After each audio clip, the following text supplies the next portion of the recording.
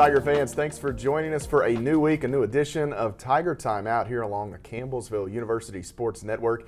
Matt Payton with you as we visit with the head coach of Lady Tiger basketball, first Campbellsville University, the third-ranked team in the country. A couple of wins this past week. They'll finish out the regular season this weekend, tomorrow night at home in the Powell Athletic Center. Senior night, the Lady Tigers don't have any, we don't think. We'll talk with the coach about that one as you have a big one on Saturday on the road against Cumberlands in Williamsburg. But before we get into all this stuff, it's kind of crazy. You're down to the wire, the final few games of the regular season. Last week we took the hiatus, and I know everybody kind of needed to catch their breath and take a break. It's been a wild ride here this second semester especially. Yeah, I forget every year just how much of a whirlwind it turns into at this time of the season, and everybody's talking about postseason and talking about here, and we still have two very tough games. Our last three games, in my opinion, are national tournament games. Honestly, if you ask me, and I think at Shawnee State was a national tournament game. That team's playing as good as anybody in our league right now, and it is tough. It is a fight every time we go out. The game against Shawnee State and Portsmouth, your final trip to Portsmouth as they'll leave the Mid-South Conference, and that's a tough place to play. The Waller Gymnasium has always been a difficult place for the Lady Tigers, and credit to some of the teams that that they've had throughout the years. But going up there one final time, and you told me an interesting little tidbit before the game that Courtney and Bailey were the only two Lady Tigers that ever played there. You hadn't been in 2 years thanks to COVID and COVID issues. So that's kind of a wild, unique turn. It really is. It's you've got kids that are going to play only one conference game at a site, and that's I hadn't really thought about it, and the kids were talking about it when we went in, and we actually figured out on the bus the best way to get in there. We've always had a terrible time finding it, and our last trip there, we found the best route into the back of the gym. But it's a tough place to play. He's got his team playing extremely well right now, and they're leaving, going to the River States. That's going to make the River States a really tough league. Yeah. As we take a look at some of the numbers from that matchup with Shawnee State, it was a 6-point win for the Lady Tigers. Caitlin Wilkes had a big day, 19 points, 6 rebounds. Elizabeth Bertram posting 19 as well, and Maddie Boyle had 10 in the victory, Coach. And you look at their 1-2 punch with Marnay Holland and Cam Elsie. They got up on you guys early. You kind of had to weather that storm. It was really third quarter that you started to take off a little bit. And there's a time I'm sitting back there on that stage calling the game, and I'm like, all right, ladies, let's get going. But as they've done this season, they finally figured some things out. Yeah, our last few games we've not shot the ball well. We've not been clicking really great offensively, and it makes me, after the fact, you go back and you're glad you got a win because you weren't really great offensively, and we found ways to win, and that was important that we know that we can come from behind. It's important that we know that we can win those close ones, but as it's going on, you don't like the idea of it. You always want a bigger lead, but it was good for us to get that win. And they really struggled defending Caitlin Wilkes, as most have this season. She finishes with 19, and it was just a throw it into her, and she actually had a couple of young ladies in foul trouble throughout the game, fouled a couple out. They had no answer for her. Yeah, she's worked so hard, and she's so strong, and the credit to Caitlin for what she does, but when Kayla comes in, she brings strength and physicality in as well. So that just helps. They both help one another. They're such a great complement to one another. And Caitlin's done a great job finishing. Her level of being able to compete at a high level, and just the shape she's in right now, she's playing very well for us. The Lady Tigers then come back home, turn their attention on Saturday to a return meeting with UPike. Coach, kind of wild. You get the Bears a week or so after seeing them at their place. Kind of interesting. You see that sometimes in non-conference when you do a home and home throughout a year, but you look down, it's like Pikeville again so soon. Why? That's a tough matchup. They took a trip to Florida when we were originally scheduled to play. The conference schedule, obviously we play first semester and second semester, and Clifton's a great friend of mine, a terrific person, and when we went through to try to reschedule, we had a terrible time, and that was the only time we could figure out to play. We knew it was going to be tough, but we always want to try to work things out because that was a good trip for his kids. I know he would have turned around and done the same thing for me, but playing each other twice and potentially turn around the next week and play again, or in the next 2 weeks and play again, is a lot from a team that is that good. Yeah, and as we look at the numbers from the matchup, the Lady Tigers pull away a bit there in the second half as they knock off Pikeville on Saturday. Campbellsville led again by Caitlin Wilkes, coach. She earned a Mid-South Conference Player of the Week honor for her performances this weekend. 23 points, 5 boards there on Saturday. Lauren Lee had 20. She was 12 of 12 at the free throw line. Elizabeth Bertram with a nice afternoon for you all on Saturday in the win over UPike, and that's a team that they're going to get into this postseason stuff, and people are going to hate looking on that schedule and seeing Pikeville. You know, it's crazy when you think about getting to the national tournament and having a breath of fresh air. And I think the teams in the Mid-South think, you know, if we can just get out of this league and where we don't know each other as well, where we're not just in that brutal battle. I know the national tournament, it will be a brutal battle, but you just won't know each other as well. And we've got some teams in this league that are just, I feel like, are going to make a run, going to be a problem for a lot of people in the country. And you know, I'm proud to be in the Mid-South, but it makes you be at your best every time you step out on the floor. Yeah, as the Lady Tigers get the 2 wins, they hold serve there with Thomas More, and this final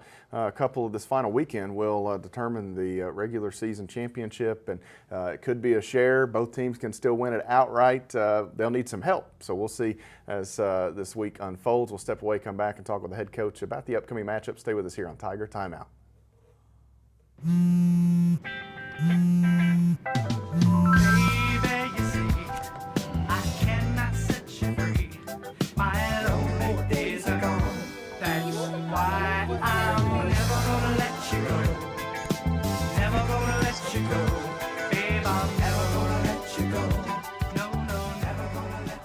Here you go.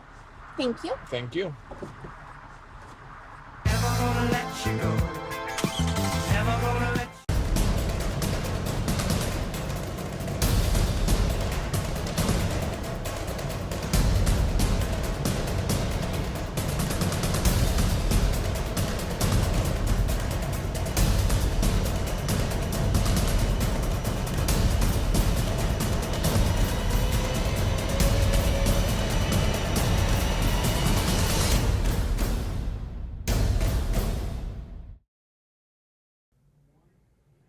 We continue here on Tiger Timeout as the Lady Tigers will wrap up their regular season this coming weekend. Matchups against Georgetown and also Cumberlands in Williamsburg on Saturday. Matt Payton with the head coach, Ginger High Colvin. And Coach, we joked about this in the postgame on Saturday.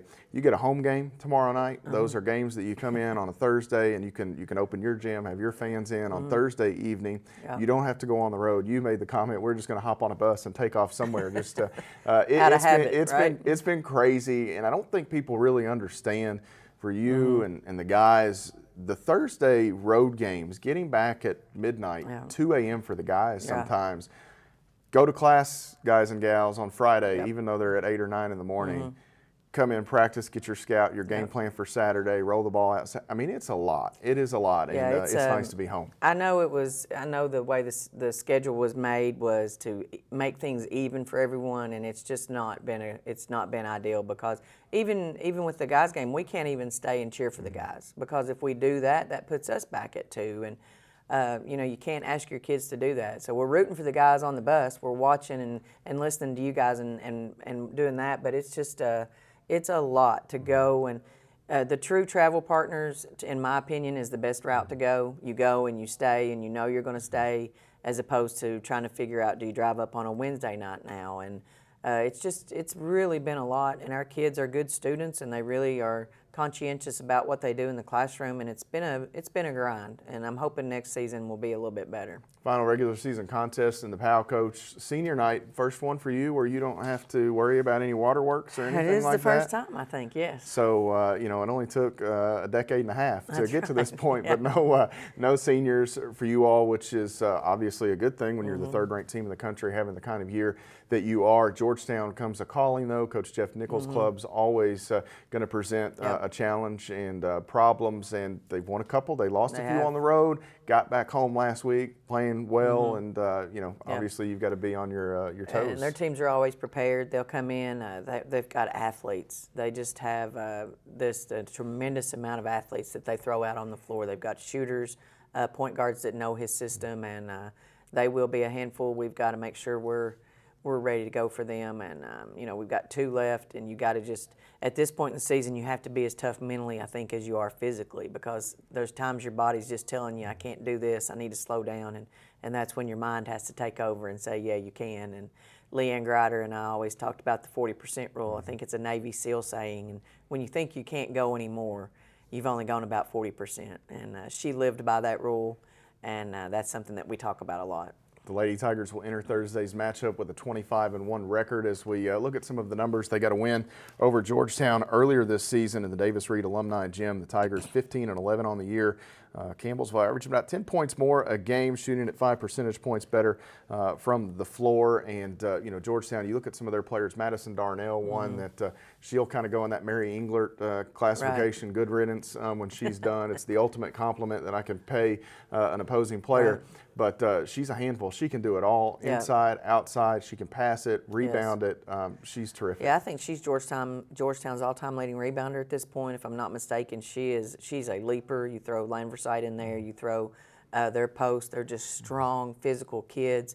And, yeah, they're definitely a handful for us. And it's last Thursday night game. At least it's not going to be, like you say, a waterworks emotional game, but it's a game that's very important to us. It matters, and we want to make sure we jump out there and get a win. No easy ones for the Lady Tigers as they'll turn their attention Saturday to a trip to Cumberlands. And it's interesting the way that this works out when you start to look big picture.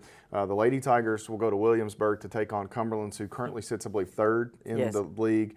Thomas More will take the long trip to Pikeville, who currently sits 4th in the league. Shawnee State and Georgetown will oppose Campbellsville and Thomas More on Thursday. It's going to be fun down to the wire, Coach. The good news is Fun's the game's a tough word to say, Matt. be fun for me, maybe. There you go. I'll be able to scoreboard watch a little bit. If you're a Lady Tiger fan, you're rooting for 2 wins and Thomas More to stub a toe somewhere, right? And that could be at Pikeville. It could be Shawnee State. When Elsie and Holland get going, who knows? But obviously for you, I think you won't watch the scoreboard as much as you'll worry about the only action thing on the I'm worried floor. about are the 2 Lady Tiger games. And that's the only thing we can control. That's the only thing that we can have any effect on whatsoever. So we're going to just focus on Thursday. Right now, just Thursday.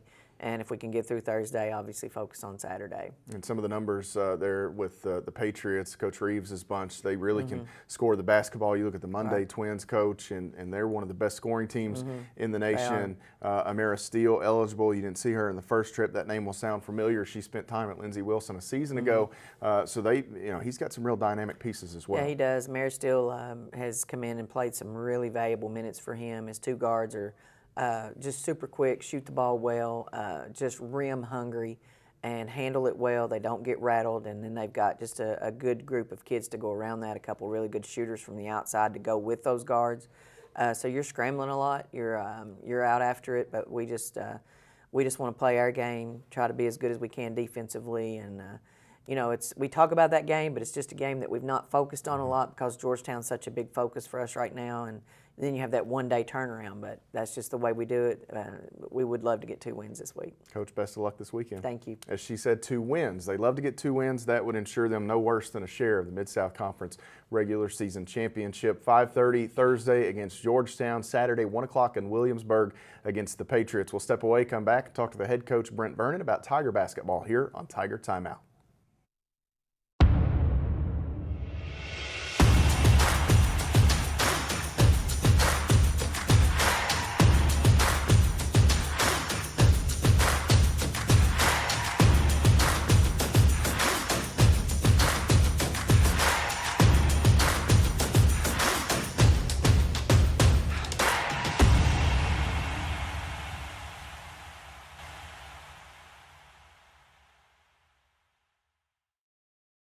When you look at the number of disasters in the U.S., chances are every area will deal with some kind of emergency in the next decade. And between school, sports, and social lives, chances are you won't be with your kids when it happens. Will they know what to do? Ready.gov/kids has the educational tools and information to make the conversation easy.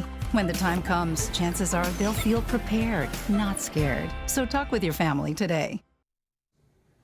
Thanks for joining us here on this segment of Tiger Timeout. Matt Payton with you as we visit with Tiger head coach Brent Vernon here as Campbellsville on the road this past weekend to Portsmouth, Ohio, back at home just like the Lady Tigers on Saturday to take on Pikeville. Coach, 2 of your last 3, you got some wins, a couple at home, and I know it's been a turbulent season, but here coming down the stretch at the right time, maybe playing some of your best basketball. Really think we are playing really well. You got Lindsay last week. I think that was that. It's been so long now. 2 weeks ago, and or so many however it games factors between in. that it starts. Everything starts jumbling together. But came back and played a very good Shawnee State team on the road, and we battled and we battled. They're a little bigger and physical than we are, but we cut a 14-point deficit in the first half to 3 in the second half. And then just couldn't quite get over that hump. Took a big toll on us, and it really worried me as a coach going into that Saturday game. And came out Saturday and probably played the best game we've played all year, and really proud of our guys against Pikeville. Yeah, from the matchup there with Shawnee State, a 10-point loss. The Bears outdid Campbellsville, and Jace Wallace had a nice day scoring, coach. I thought Malik Muhammad was really good. Rebounding, you talk about that matchup with Shawnee State, and Latavius Mitchell is such a difference maker. They've got some really good pieces on that team. Some guys made some big shots for them. But the motor on Latavius Mitchell, his ability to just get a hand on a ball, whether it was an offensive or defensive rebound, you might think you have it, and he's swatting it away. Now a teammate's grabbing it. He's fun to watch, but he's certainly not fun to play against. Yeah, no, I'm going to say, and we won't miss playing him for the next couple of years. But again, great motor, great rebounder, has gotten better and better as an offensive player. And you talk about tough shots. He made 3 or 4 really tough contested shots against us that I don't know if we can really defend it much better. But he probably was the overall difference in both games against them. And you got to tip your hat to him because we knew going in that was a guy we needed to slow down. And I thought we did an okay job of slowing him down. But I think when it's said and done, he did get the best. And, our thoughts are with him. He actually had an injury on Saturday, and word is there's a chance he may be done for the year. So we hope not for him. You never want to see an injury take somebody out of everything. But I guess we'll have to wait and see if he were to play anymore. But no, he was really good on Thursday. And again, our guys really battled and competed. A team that is one of the best rebounding teams in the nation, and we actually out-rebounded them. So we did a very good job of giving ourselves a chance and just came up a little short. And much like the game on Saturday without Malachi, also without him on Thursday, that game at Portsmouth, and you start to look at some of the numbers. It doesn't always work like that. 10-point, 11-point leading scorer out, you lose by 10. It can be frustrating. It's kind of just how it's gone for you at times this year, of course. It is, and I think that first half when we got the deficit we had is a little bit of just adjustment. Chandler obviously playing a bigger role, and a lot of times Chandler has went back and forth from the 4 and the 5. But he's played a lot more with Jay than Malik, and we've not had as many of the 2 post lineups out there. Malachi's a post, but he's got wing skills that can deck it a little more and stuff of that nature. So our guys were filling it out. It changes the way we defend a little bit because you're not switching as much with Chandler. So there was a lot of things that we were just trying to figure out on the fly, and again, could have maybe hindered us a little bit early, but I think it helped us late and obviously helped us on Saturday. Yeah, on Saturday, as Coach mentioned, Chandler Clements played better there. Thursday got going a little bit maybe into the lineup a bit more, and then he posted a career-best 18 for you and a 15-point win over Pikeville on Saturday, Coach. 66-51 the final score. Malik, a double-double, 14 and 11. Javon Smith, really good as well. Javon, those block numbers always, they're going to be fun to watch over the next few years from that guard spot. He's just got, he's got hops, but you mentioned the postgame, probably your best performance of the year as a team. Yeah, it was. And you go back, Malik had, I think, 14 rebounds against Shawnee, 11 more, and that's what we've really needed and wanted to see out of him, and it's what we've really talked about him more and more. And you throw Chandler out there, again, he didn't have any rebounds Saturday, but he had 6 or 7 at Shawnee, which was, I thought, very beneficial. Chandler came out early, and it wasn't even, in the script of things, but Chandler made a nice pull-up jump shot early in the game, and you could just see a little confidence oozing after that. He even looked at me and, sort of motioned, hey, let's try to run one more for me, and we did, and made a shot. And so then all of a sudden you really, as a coach, you're like, all right, now we got to try to get him some more touches. And we've always known Chandler's capable. There's nothing about that we've ever doubted. Again, third program in a couple of years, and Styles and things that we do are a little different. Doesn't mean that we're right, they're right, everybody's right. It's just your own style, and it's taking him a little while to figure it out. But again, he's never wavered. He's continued to work and work and work, and and everything that he got on Saturday is just because of the hard work he's put in and trusting in us and us trusting in him. You know, I think this is a good talking point, and you know, we'll get into this a little bit, but you and I will talk, and you'll recruit a kid from high school. Mm-hmm. They decide to go the JUCO route. You can and have liked them less going the Absolutely. JUCO route than getting them straight out of high school, and it's not because they've necessarily anything's changed their skill, ability, and different things, but maybe sometimes the habits and the things that you talk about and how you do things different. It's really interesting to hear that conversation, but it's almost the same with Chandler here. It's not JUCO, but different places do it different ways, and you've got to kind of now we need to do it this way instead of that way, and it takes a while. It does, and you know, I think I'm not saying I'm an old school coach, but I come from more of an old school background of where offense will figure itself out. Defense is where we got to be good at, because again, I think at the end of the day, defense wins you championships. And I think when he was at Bethel's always been known to really score some points, and they did there, and Chandler did there. I'm not saying they're a bad defensive team, but their principles are different than our principles.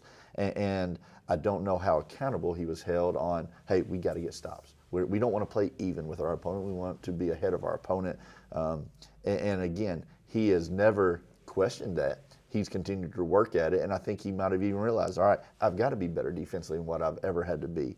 And he has gotten better and better, and he has taken a bigger challenge every day of practice that we've asked him to. And again, sometimes it just works out in strange ways, and it had nothing to do with him underperforming. I thought Malachi had been performing well, and that's a sign of a good team, that when someone goes down, the next guy's up and ready to go. And again, Chandler, he rose to the occasion. We're extremely proud of him.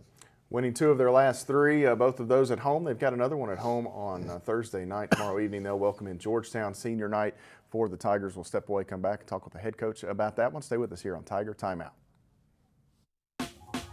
Last week, Brandon met a girl on a dating app. One day after work, he finally found the courage to ask her out. No answer. He started to panic. Was he being too pushy? Maybe it was too... Hey, sorry I didn't respond. I was driving. I would love to go on a date. How does tonight sound? Brandon tried to play it cool, but inside he knew. A girl so smart, so responsible. She must be a keeper.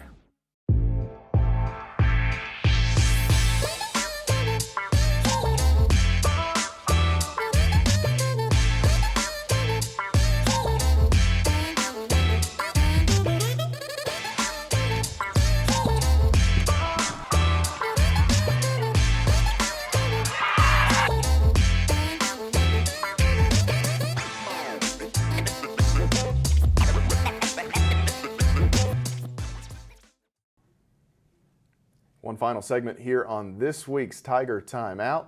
In the studios here at the Campbellsville University Sports Network, Matt Payton with you as we visit with the head coach, Brent Vernon, who will take the floor tomorrow evening. Senior Day, Georgetown comes to town, the rivalry matchup with the Tigers, who appear to, they're in pretty good shape, should win the league again. I think it may be not locked up yet. I think they may need one win just to ensure that. But anyhow, that's them. We'll talk about the Tigers. Senior Day, you'll recognize Malachi DeSouza and Malik Muhammad. We haven't had them a long time, but certainly 2 guys that have been a big part of your program. They have. You know, Malachi in the second year, last year, second half of the season was incredibly good. Earned himself second team all-conference this year. He was good. Had to play, I think everybody saw, a little bit out of position first semester. You know, some injuries went down. Our whole time that we were on paper talking about in the summer as we led into the season, he was going to be a guy competing for a spot at the 4, playing a little, not undersized, but more of a guard-oriented type lineup. When injuries happened, and because of his experience, slid down to the 3 a little bit. And I don't think it was that he played bad, but a little bit of uncomfortable in the first semester. Some things happened again, and he moves into what I think is more of his natural position. I thought second semester, I thought he's played really well.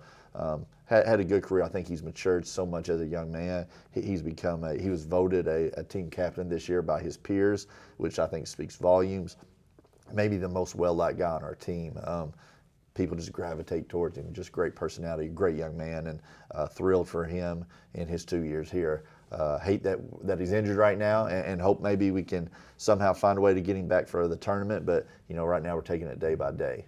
And then Malik, you bring him in over the summer. It was a big piece there in the middle. It's been a frustrating year for him, I know. Yeah. We've talked about the whistles. We've talked about it's just been hard for him to find many rhythms, and teams have focused on him as the focal point of your offense for a big portion of the year. But he's still found a way to be effective. He has, and it's hard to see sometimes with numbers, and a lot of that comes from foul trouble. You're not always playing the minutes that we expected, he expected. I think he's the best big in the league. I really do. He was a much better, more polished offensive player than I ever anticipated him being.